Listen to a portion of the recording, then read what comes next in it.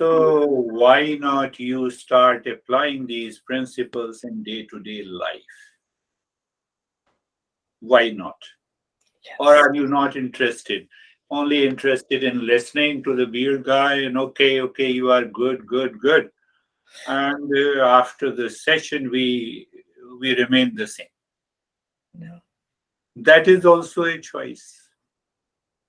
So when we talk of any concept in the principle, it you should listen to it again, or if you have heard, it is good that you start applying these principles in your daily life. Yes. Why?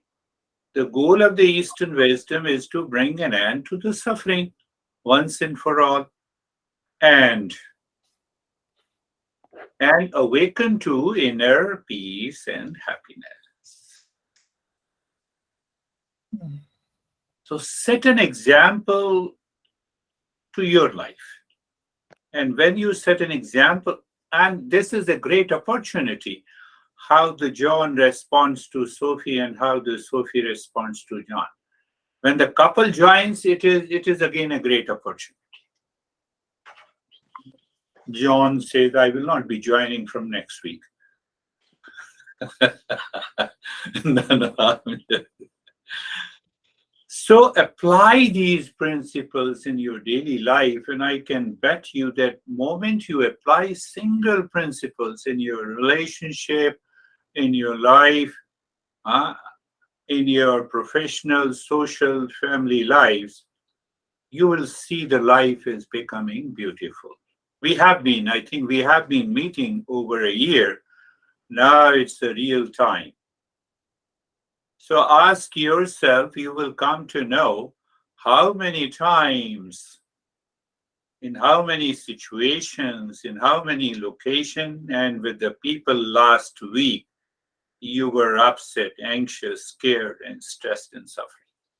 It means you didn't apply the principles of Eastern wisdom. Don't answer me, but think of that.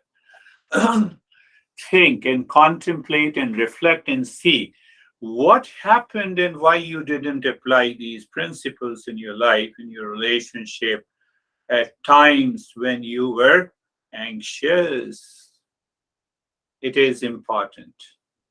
Why it is important? Because we don't want any kind of stress and suffering.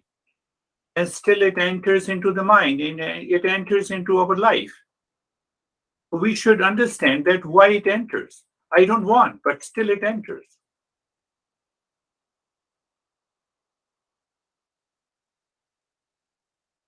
Do you think in that way? The Eastern wisdom helps you to think in a right way. Right way in a sense, because that will help you.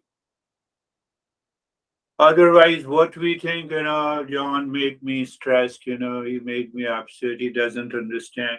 Now we start blaming someone. Now tell me how many times, I would say thousands of times since our birth, we have been blaming people. Is it not the right time to stop blame, complain, reaction to any outer situation and start contemplating and reflecting? Just tell your mind, no one else outside is responsible for my stress, suffering, and also peace and happiness. Mind, stop this nonsense. Let me think it over and let me find out how I am responsible for it. I can tell you, your mind becomes lighter the moment you start thinking in that way. What are those problems? Those problems are anxiety, upset, stress, suffering, grief, or a kind of reaction. So we realize that it is all my expectations, maybe ego, maybe the mind is working on us, is causing the suffering. So once we understand that, then we can take the right approach, right action.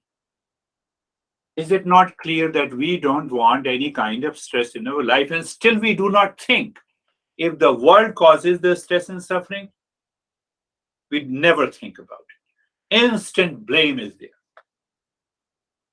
Is it not? Last time, do you recall any incident? Now, our reaction may be of different type. Our reaction, we have a different reaction. Sometimes we react in anger, sometimes we react with uh, a speech, and sometimes we don't react, but we have a big face. I'm okay. I don't want to talk to you.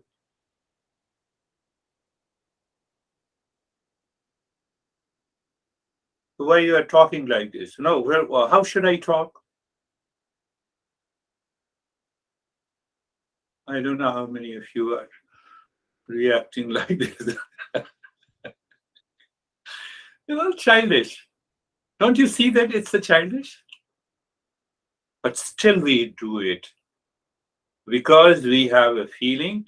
So what is I'm just giving you a very brief of this. So we do not want stress till we do not think if the word causes the stress and suffering, and answer no, it is not this. It is because of the non-thinking. What is non-thinking? Animals do not think.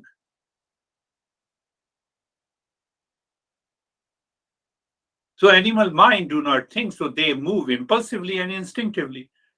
So when we stop, we move into a mode of non-thinking and we move impulsively and instinctively. Are you getting it? Non-thinking mind moves with the impulse, instinct, and habit. Why you're saying we are animal mind? No, I'm talking of animal mind. We are human beings. I'm not saying we are not human beings. We all are human beings, but we work through the non-thinking mind, and that is the animal mind. Animal mind is instinctive, habitual mind. We just out of a spur, we react. That is what the impulse is. That is what, we discussed about it. So what is the way? Do I think, speak and act wisely? Simple meaning, it is opposite of non-thinking. I have to use my intellect. After all, I am upset. That is why I am talking instinctively.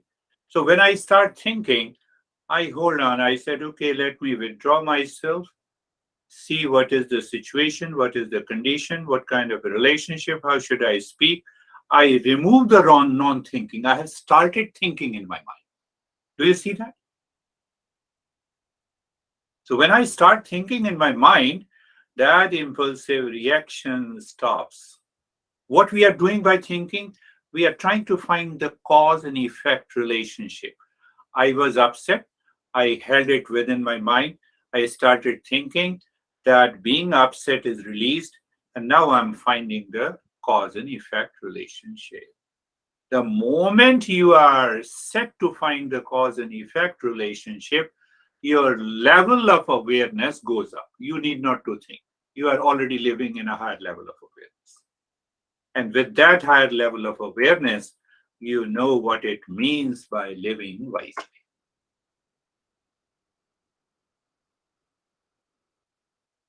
I'm making it very simple, easy. Is it simple? How can I get rid of my impulsive and instinctive and habitual nature? And especially, I have these impulsive nature with my near and dear ones. You have no choice. Even if you are impulsive to me, maximum that you will stop attending the session. But we are highly impulsive and instinctive to those people who are near and dear ones.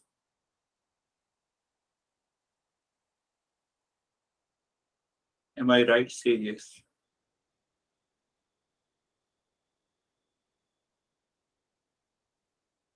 You have no choice. You have to smile with me. But you exercise your deadly choice with near and dear ones. And that is because of the non thinking. Deadly choice. So to live wisely, huh? And to tell you, my friends, that we have been living wisely otherwise. Otherwise, when you go to the kitchen, you live wisely. You don't put your hands on the hot plate. You know it will burn you. Are you not living wisely? Yes, you are living wisely.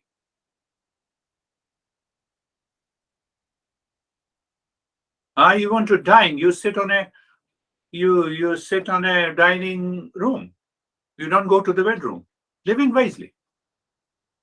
We are walking wisely. We go out of the door. We don't go out, we don't try to go out of the wall. We are living wisely. Otherwise, you see that? But we have forgotten to live wisely in our daily life, in our relationship, in a situation. This is what our Eastern wisdom is saying, that I should live consciously.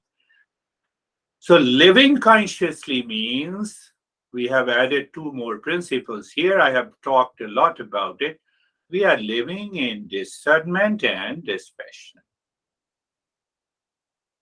We are living wisely in eating, talking, sleeping. Why not we start living wisely in our relationship with people in a different situation? And then ask your mind, am I worthy of suffering?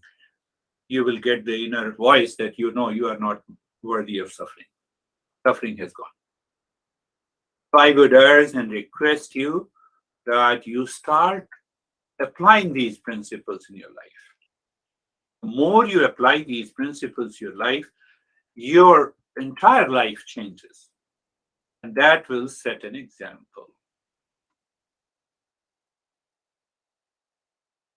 Now, let me expand that. When we think, speak, and act in the mode of non-thinking, or you can say, when we act impulsively and instinctively, why? It is an answer also, and it is a solution also. So our master says that there are two basic major steps why my mind moves in the mode of non-thinking or impulsively and instinctively. First major understanding is that why non-thinking? Because the mind is constantly wandering here and there. We are not clear about the goal of life. Second is the forgetfulness. The mind is lazy. That is what the forgetfulness. And third is the mind is obsessed. It is obsessed with something, someone, some person in our daily life. Do you have a thought in your mind that I have been tolerating someone, including honey, for the last 20 years? This is an obsessed mind. You will continue to have a non-thinking. You cannot stop it. So I have to get rid of that obsession of the mind. Keep a smile on the face. Don't be so serious, So I'm not talking of your honey. I'm just talking in general. Don't take it personal. So the three factors of the mind. First, it is constantly wandering. In a non-thinking mode, the mind is constantly wandering here and there. Second is, it is lazy mind. It doesn't want to respond positively to a situation, to a people. That is what the lazy mind is. And the third is the obsessed mind.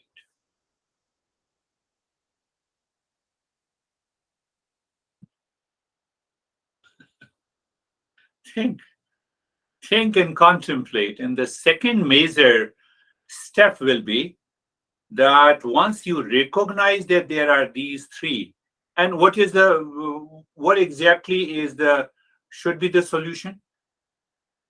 I should know what exactly is the goal of my life.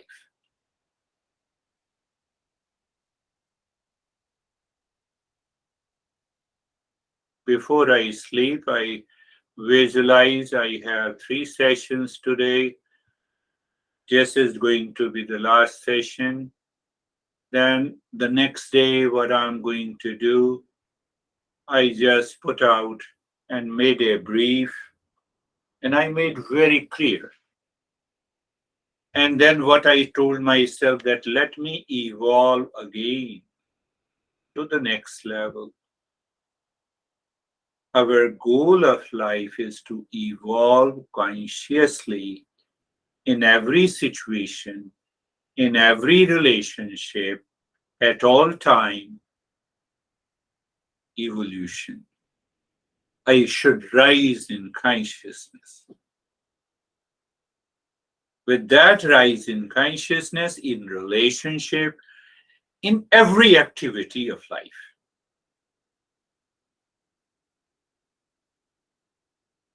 that will stop the mind from wandering, from laziness, from obsession. Mind says my honey is crazy, so this is a great opportunity to evolve in relationship.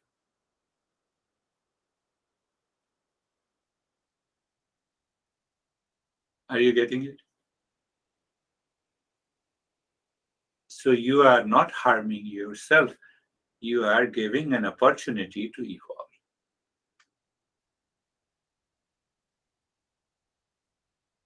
No, he or she does not understand. Why he or she does not understand? I'm using both he and she.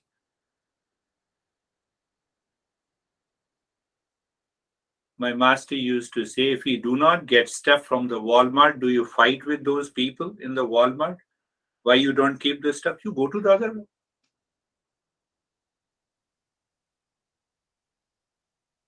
No, it doesn't mean that. Calm down. That my honey or my relations or my friend has only this much level of awareness, and if I say something, he or she will react. Hence, let me keep myself cool and calm. Let me only talk and communicate whatever he or she understands. So I'm evolving, I'm careful, I'm conscious. Rather than I point out. We are constantly in the habit of nagging. Why? Oh, he or she is my honey, so I have a right to nag. Unnecessary. That is non-thinking attitude. So that is the first thing once we fix the goal.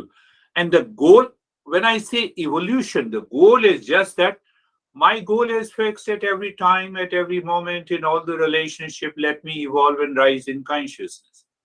Why? To bring an end to the suffering. So you don't get obsessed with the situation, the person, time, and the location. Every time, every situation is a great opportunity to move into a new level of awareness. Whether the person is supporting me, whether the person is not supporting me. So apply that not only to your near and dear ones, but apply living your life 24/7. And I can bet you that the moment you think that, oh, this is the guy, I'm going to talk like this, you have from non-thinking, you start thinking, you will find that your mind is completely free.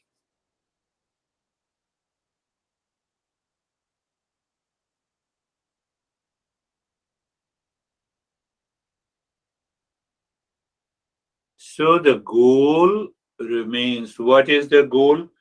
Goal is to bring an end to the suffering and to live in peace, happiness. So now I'm responsible for it. So now with that heightened level of awareness, mind is not wandering, it is not obsessed, it is not lazy. So now I am consciously thinking, speaking, and acting wisely. But it will only come if you listen to these talks and principles every day, followed by the contemplation and reflection. You have to think. You have to move from the non-thinking to a thinking.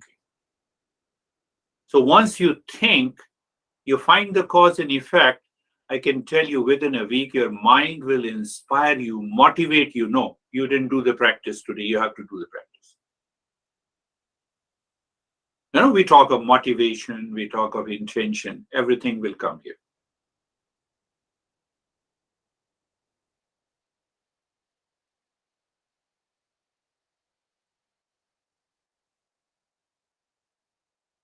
So what happens the moment you start thinking, one, you're thinking clearly, you move from the non-thinking. It means you have dropped the wandering mind, the forgetfulness mind, and the obsessed mind. So now this intellect is putting the life in order. And that intellect will not allow the impulsive and the instinctive nature to think, speak, and act in relationship. You will find this mind is totally relaxed and calm.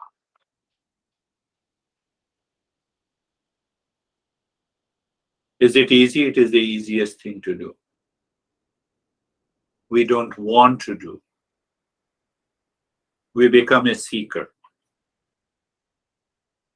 And once you are a seeker, your intellect passes on the knowledge to you that you are not worthy of suffering.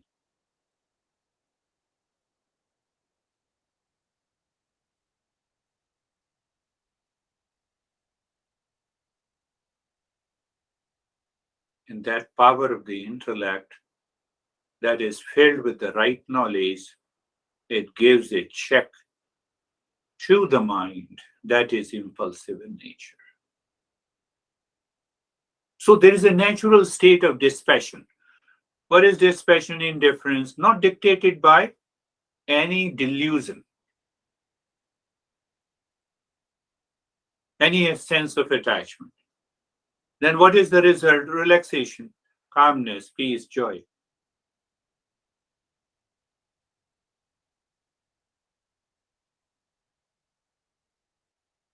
Buddha says the way we create the world around me and mine is the cause of suffering.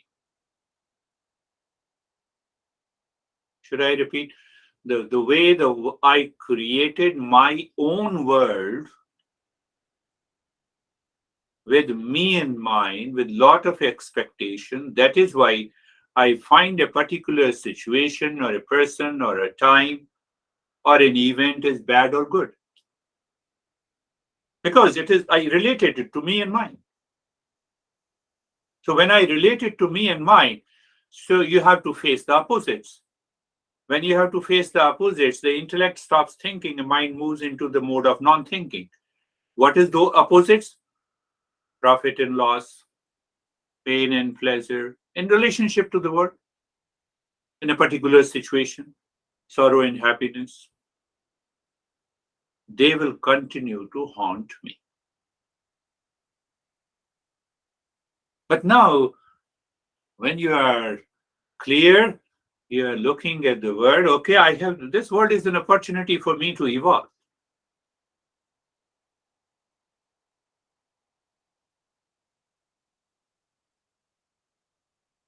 The situation, the existence has offered me the wealth and all the possessions in the relationship that this existence has offered me is the best to evolve myself.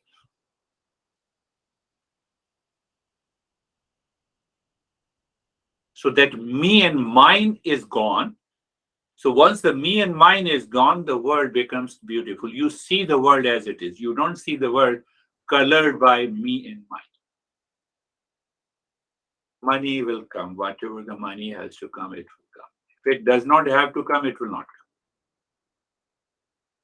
Let me continue working.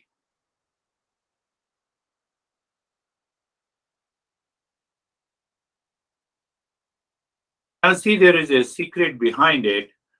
So we should think of it. Why you are saying that, why shouldn't I live my life with a me and a mine? Take an example, me and mine. The mind starts singing a song of me and mine since our birth. My home. Does home chase me? My car. Does my car chase me?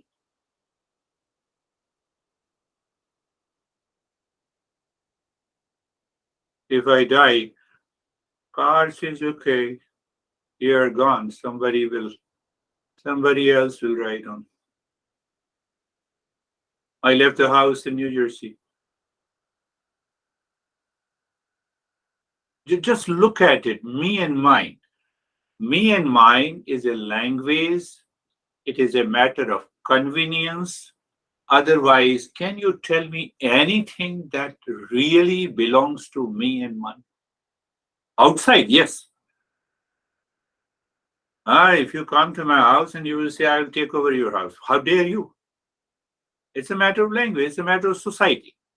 But internally, you know, this me and mine tag should not be attached. Emotionally, mentally. Externally, yes.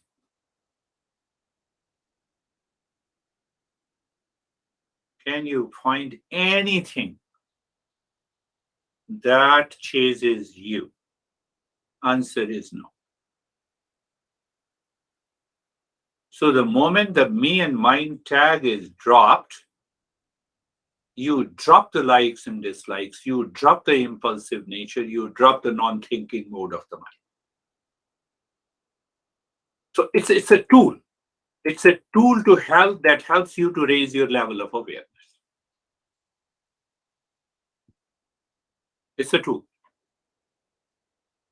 Don't think, John, I will take everything from you. So it's a tool to help clear the mind.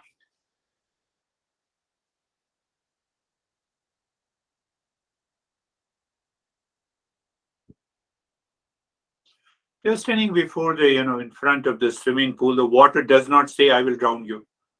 Unnecessary. We keep me and mine all the way, all the time. And this creates a lot of problem. It comes due to the non-thinking.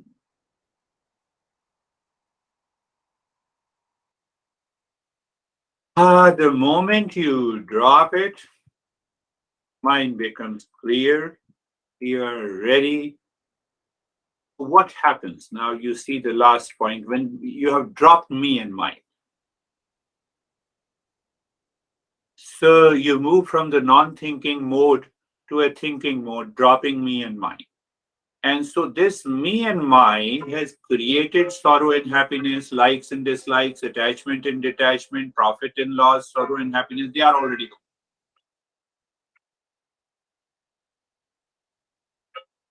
Did you understand? They are already gone. So where the mind is moving, the mind has started moving inside.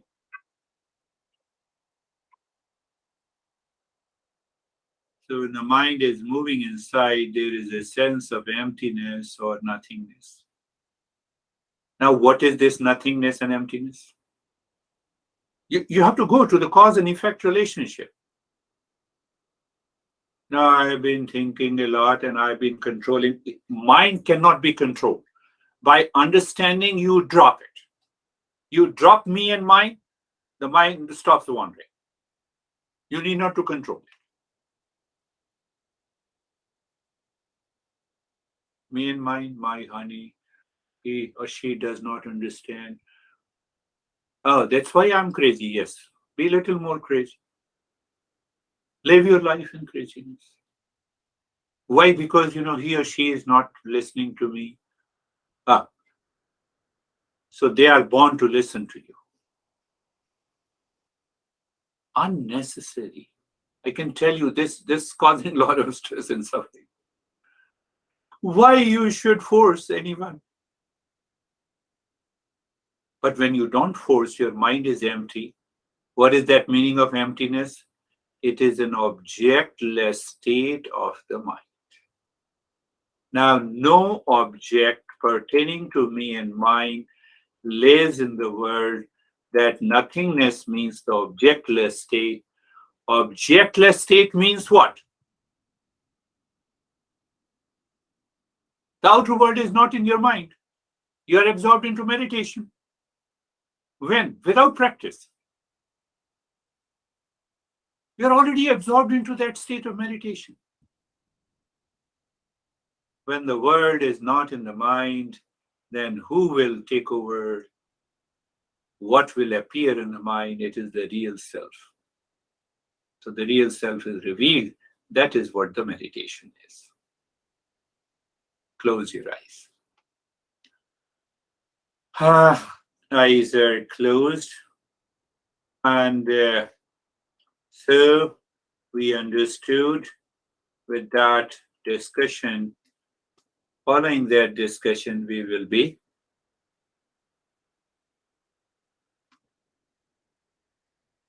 so eyes are closed, adjust your body, make the perfect, good, comfortable position of the body.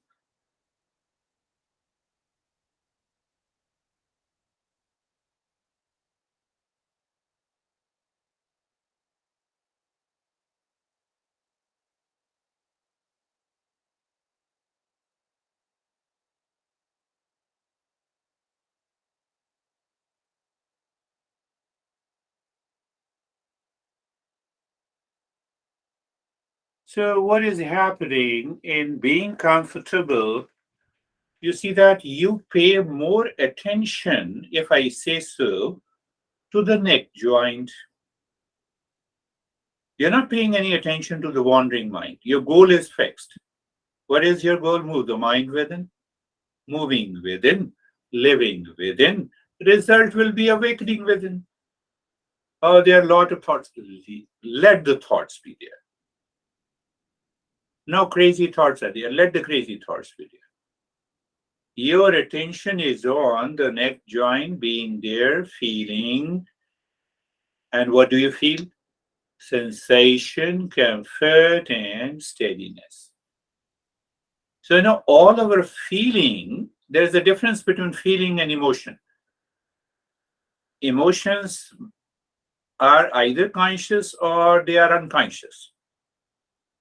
They trigger a reaction.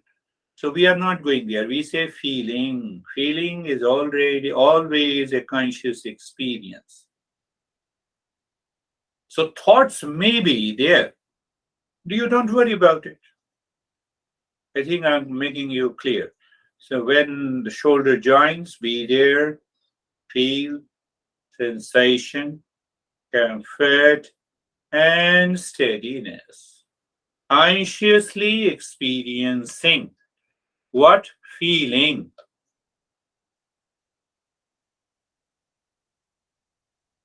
So you see, when you struggle with the thoughts that is entering into your mind, you will never achieve success.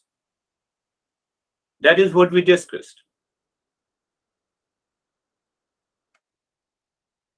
The entire body from the top of the head to the toes, looking at all the joints, being there, feeling sensation, comfort, and steadiness is there. I would say, even if you feel a sensation which is different,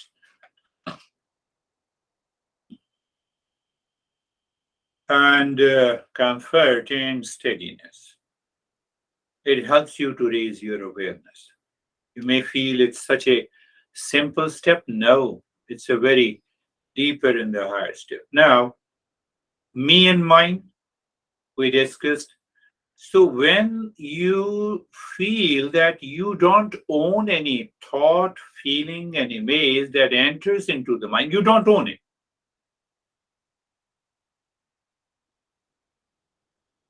Sometimes we bring some stuff from our friend and then we say, no, it's not mine, it's my friend's, I have brought it to use it. Same way, these thoughts do not add a tag of me and mine. How? Just become aware, or even you can think that they are not me and mine. They do not belong to me. You can think of it, any thought that comes. which disturbs you. So that's why I give a metaphor. What metaphor? I say standing across a road watching the traffic. Look at it. I give another metaphor. The space permeates in the sky and the birds are flying. The bird keeps flying, the thoughts keep flying, and after some time, it is gone. But whether it is gone or not, space is already there. Means that what is that space? Space is awareness. Let me make it more simple. Space is awareness, awareness is space.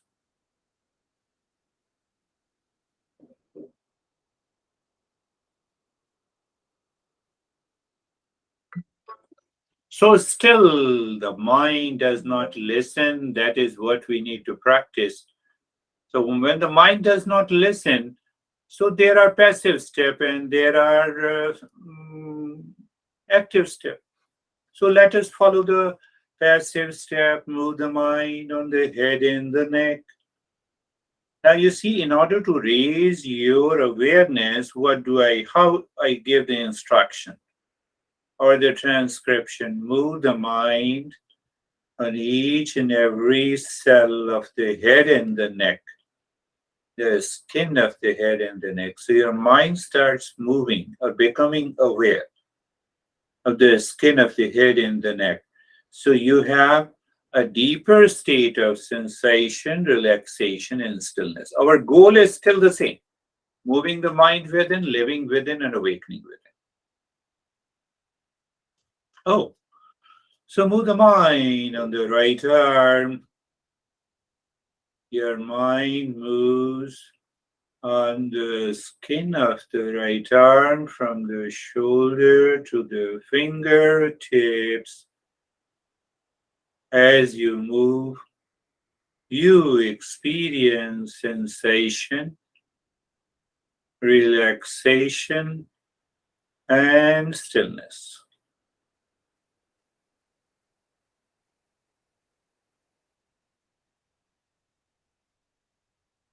Do you feel a little deepening of the sensation, relaxation, and stillness?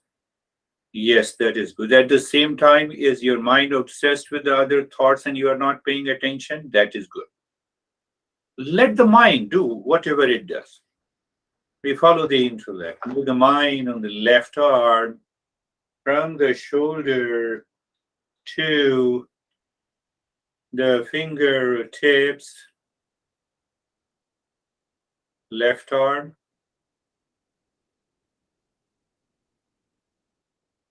Sensation, relaxation, and stillness.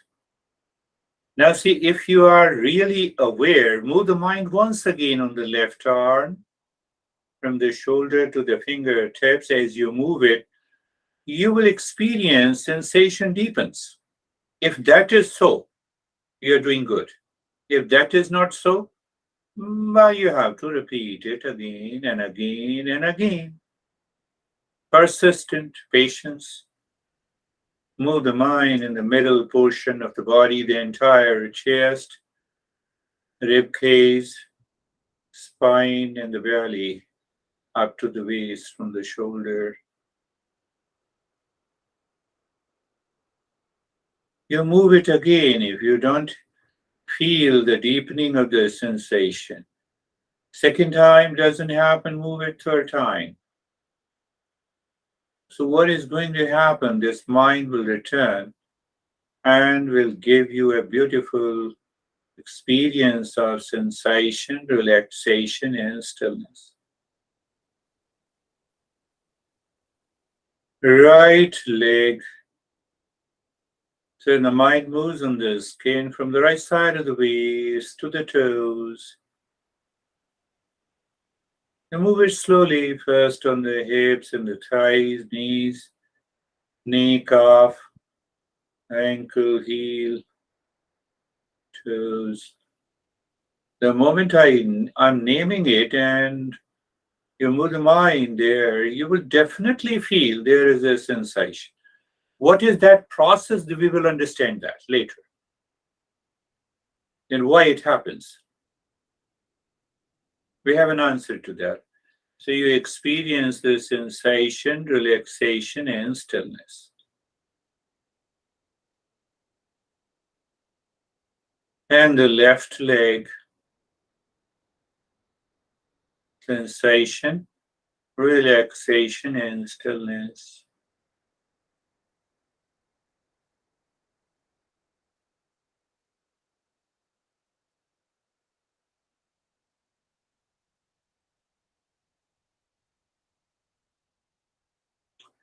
There is another way you may feel it better instead of the last week practice.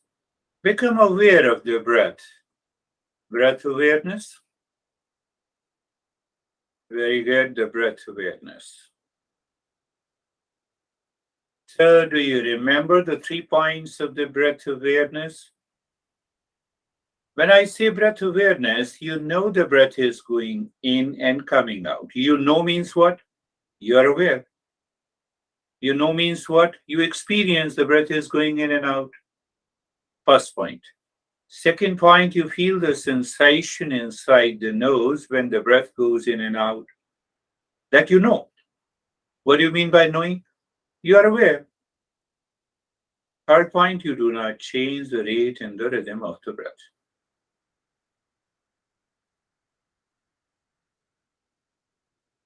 These are the 3 points of awareness.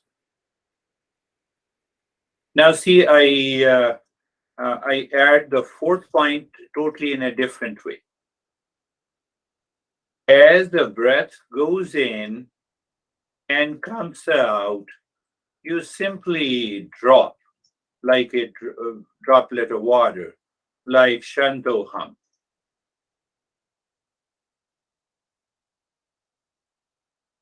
Shantoham means I am the peace. So when you drop I am the peace, you just see the space all around, everywhere. Why? The shape of the peace is like an infinite space. It is known as a good space. Sukham. It gives us a happiness. So Sukham, Sanskrit word, Su means good, Kha means space. It is a good space. So you don't take your mind, you're doing Shantoham and the mind is just traveling somewhere else. No, that will not work.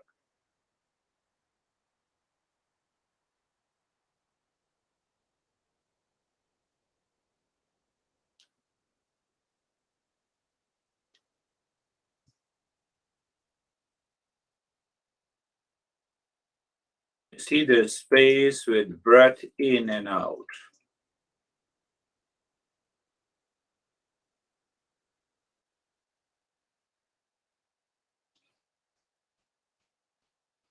Now the fifth point,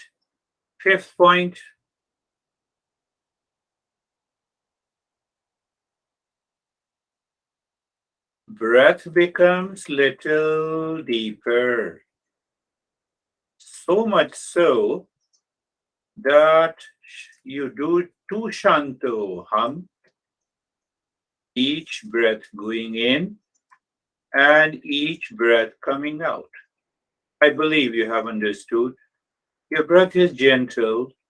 You made it little deeper, so much so that Shanto hum, space is one. You drop two Shanto hum, breath is little deeper. With every breath coming out, you drop two Shanto hum. With every inhale and exhale, if I put it like this.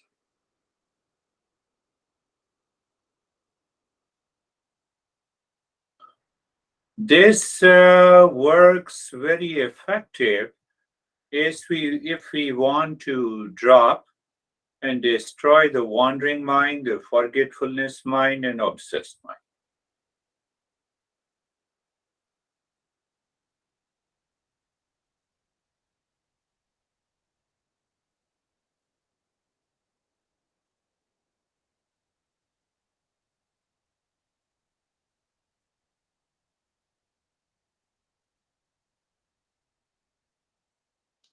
So when you feel that you are syncing the breath with the shantoham, with the space, you can add three shantoham, and then you can return to two, you can return to one, like this,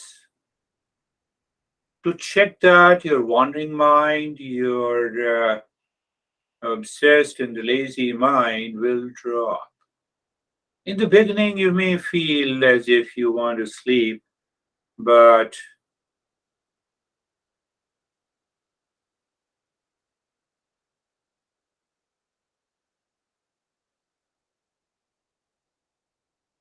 now again return to the 4 points where the breath goes in and out. You drop one shanto hum with every breath going in and out, and no change in the rate and the rhythm of the breath. No change in rate and rhythm of the breath. Why we were not changing? We are asking the mind to go within and live within.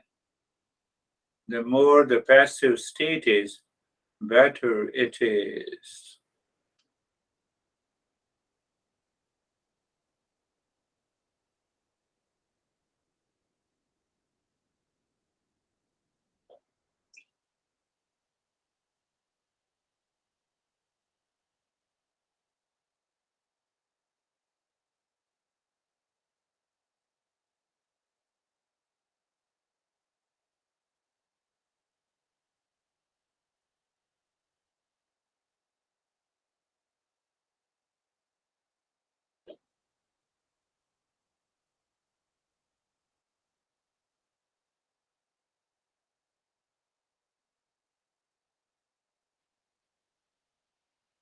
Now, do nothing.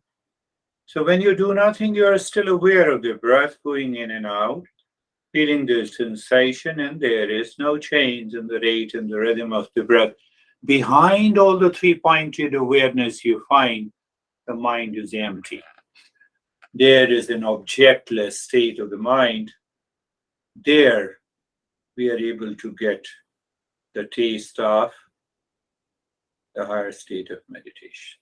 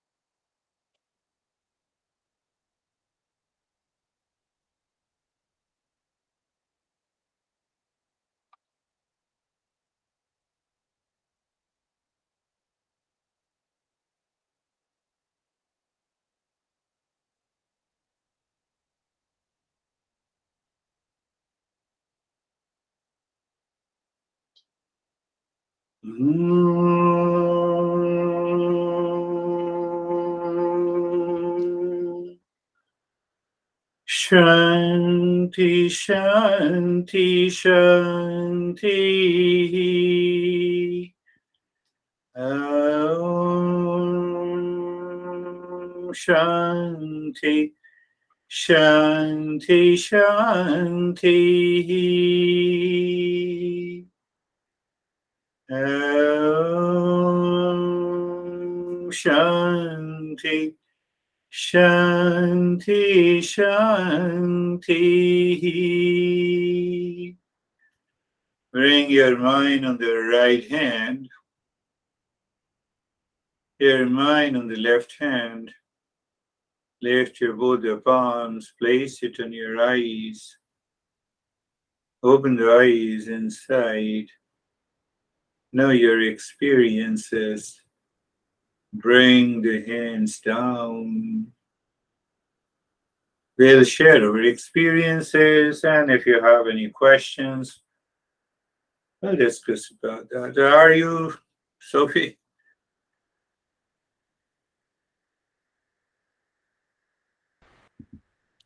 I am very good, but I think I dozed off. You don't know? I dozed off. You dozed off. Oh, yeah. Yeah, it's Yeah. okay. But if we practice it daily, but you were relaxed deeply. Yes. When I meditate in the morning, I don't doze off. Okay, that's really good. Good point that I noted. I'll talk about that. How are you, John? Hey, Girish, I'm fine. I did not doze off. Very good. There was no fire alarm, so everything's fine. Everything's good.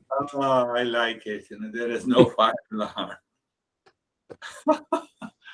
Very good. So I think, there is a sign of the progress. Yeah, I could see that. How are you, Charlie? Hi, very good, Girish. I felt that I was sitting beside my body, especially at the end. I didn't want to come back.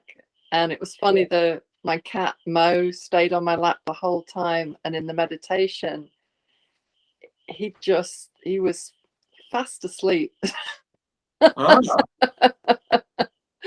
So at least I'm affecting somebody in my family. He is another seeker. That's good. He is. That's wonderful. Yeah, it happens sometimes. Oh, that's really good. Very good. So how are you, Mead? That was a very deep Very view of everything. I dropped in so deeply. Thank you. very good. Whew. So you see that when we drop deeply, I'm using her phrase. So we still are able to maintain our level of awareness. And in that state of awareness, the mind does not wander, does not forget, does not become lazy. You live into that state of awareness. So the mind does not become impulsive and instinctive. And then we have the intellect. We start thinking, speaking, and acting wisely. And that state continues, whether you are thinking, speaking, and acting. So when we do the practice simply means that we want to get rid of the impurities of the mind. We are not dozing off. The mind is not wandering. It is not dropping into the laziness, or it is not obsessed. Thoughts are still coming and going, but we can discover the deeper layers of our awareness. Where there is the thought cannot touch it, calmness is already there. So that is what we talk of the higher level of awareness. A higher level of awareness does not mean that you don't have a thought. It's better than the sleep state is much better than meditation. You're not aware of any thought. So that's a difference between the two. So these masters have worked so hard. I won't say they worked hard, but their commitment was there. And they used to practice meditation. Even, Buddha spent 6 years. It was not 1 year. It was not 1 day. He spent 6 years. Other masters spent sometime 12 years. And then they explored all the layers of the different states of the mind, subjective states, objective state they have understood. And then they realized that this is what it is. So, any question? But you start living wisely from today in your daily life. Very good. Thank you very much. We'll Thank meet you. next week. Namaste. Thank you.